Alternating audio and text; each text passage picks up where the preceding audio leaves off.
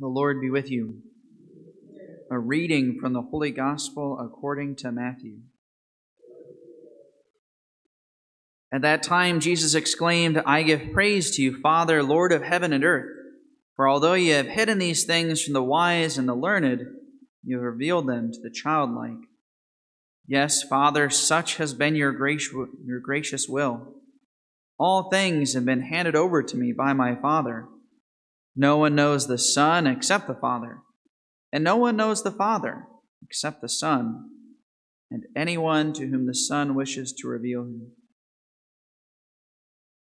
The Gospel of the Lord.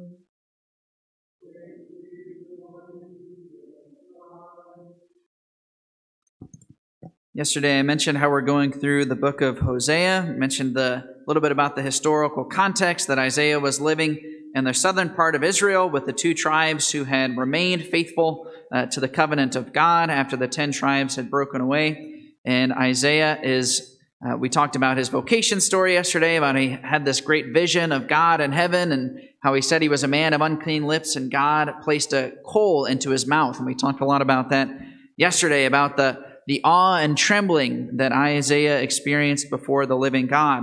Another thing I mentioned yesterday is that sometimes it's kind of difficult to talk about the prophet Isaiah when it comes up in the lectionary because it kind of seems like the church kind of picks some strange passages for us to read from. We kind of skip a lot of the most important parts.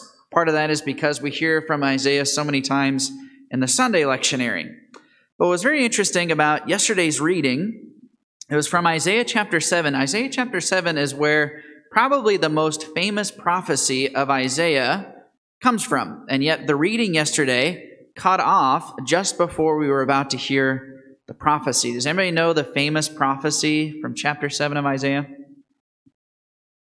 Think about it every year at Christmas in particular. It's from chapter 7 of Isaiah, in which Isaiah prophesied, "Behold, the virgin shall conceive a son, and he shall be called Emmanuel." Right? We hear this prophecy all the time. This is one of the most famous prophecies from Isaiah and from all of the Bible that the early Christians in particular, right, it was one of the main prophecies they pointed to from the Old Testament to convince people to become Christians, especially Jewish people to become Christians, saying, look, this prophecy has been fulfilled. The virgin, the Blessed Virgin Mary, right, has conceived, right? And he truly is Emmanuel. Literally, God is with us, right? That comes from chapter 7 of Isaiah. And I want to talk about it a little bit today since we heard about that a little bit in yesterday's reading. It's a prophecy that many of us are familiar with, but it's also a prophecy that is somewhat controversial. It's one of the main disagreements between Jewish and Christian religious dialogue.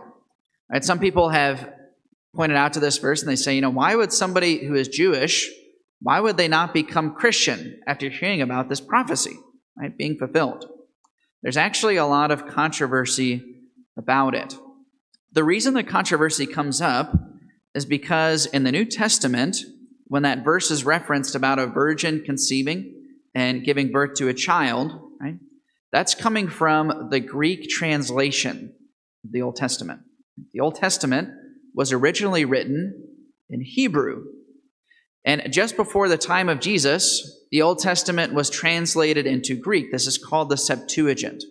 This is what most people at the time of Jesus, especially in the wider empire, right, when they're talking about the Old Testament, they would have been reading it in Greek. Hebrew would have been considered kind of like a specialist language, whereas everybody knew Greek, right?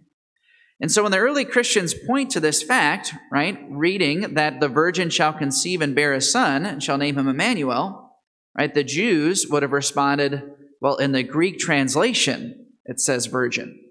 But the Hebrew word is really just the literal word for a young girl, not necessarily a virgin. Has anybody ever heard this argument before? All right, a few people, yeah. All right, very good. Actually, interestingly enough, I was watching an interview between 2 very famous YouTubers, right, Ben Shapiro and Jordan Peterson, and this is actually the very thing that Ben Shapiro, as a Jew, he pointed this out to Jordan Peterson. This is why I'm not a Christian, right? You guys manipulate the Old Testament, right? Now, you could make a big deal out of this. But there's a few things to keep in mind when it comes to this prophecy. Another thing that people would have pointed out, well, let me finish up this Hebrew and Greek thing.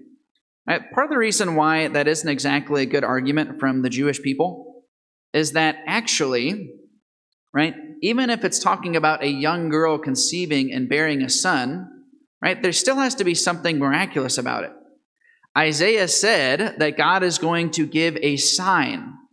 What kind of a sign would it be if it was just an ordinary woman giving birth, especially if she was married, which is what typically the Jewish people tend to think of? Right? Everywhere else in the Old Testament, when that Hebrew word is used, it's in reference to an unmarried woman. In other words, it's be kind of like a more literal translation in English would be like a maiden, right? And then we used to use in Old English, right? Implying a girl who was a virgin, even though you might not say it, right? So that's not a very good argument either. Another thing that Jewish people will point out, and indeed modern biblical scholars who are very skeptical of prophecies, right? Another thing they'll point out is that reading the context of Isaiah, that prophecy was most likely fulfilled in King Hezekiah rather than centuries later in Jesus. Right? Hezekiah was a king who took over after the reign of Ahaz. He was one of Ahaz's sons, and he was the son of a woman named Abijah. Right? At the time of this prophecy, Abijah was not yet married to Ahaz, presumably hadn't had intimate relations with him yet.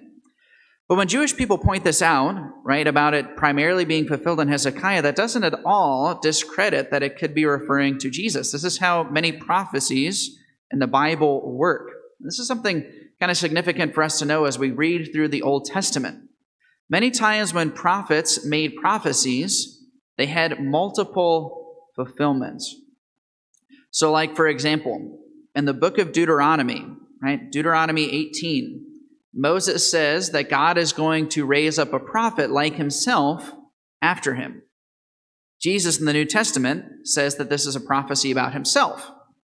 But before Jesus, there was already a prophet like unto Moses who rose up. His name was Joshua, right? So that was primarily fulfilled there. Or in the book of Ezekiel, there's prophecies about a new temple that would arise, right? Which is fulfilled in Jesus and the church, but before that, there was already a primary fulfillment when the Jews, after the exile, they came back into Jerusalem and they rebuilt the temple. So oftentimes this is how prophecies work in the scriptures. There's an immediate fulfillment, but then later on there's an even greater fulfillment. So if you read Isaiah, we can say that that prophecy, yes, Hezekiah might have been the immediate fulfillment, and indeed that is the dominant opinion of most scholars and of saints in the tradition of the church, but eventually the even greater fulfillment was fulfilled in Jesus. Now, interestingly enough, the Dead Sea Scrolls, right, they often give interpretations of a lot of these prophecies from the Old Testament as well. And I believe, if I remember correctly, when the Dead Sea Scrolls, right, in some of their commentaries on Isaiah, right, it refers to this word as a virgin. So even Jewish people, shortly before the time of Jesus, were interpreting this passage as a prophecy about a virgin preparing to give birth. So those are just some things to keep in mind if you ever hear somebody talking about this debate about the prophecy of the virgin conceiving. Right? Even though Jewish people and modern scholars, they point out these different things, it really doesn't diminish the argument.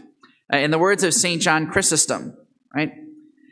If nothing was miraculous about this prophecy in the first place, why would God have even given it as a sign in the first place? And why would all of these early Christians, why would they have been so adamant about this prophecy being fulfilled if all we're doing in our modern day is just reinterpreting the passage? It seems like we are actually in line with the original interpreters and understanders of the prophecy. So there's no reason to be ashamed of this prophecy about the virgin birth, eventually referring to the birth of Jesus.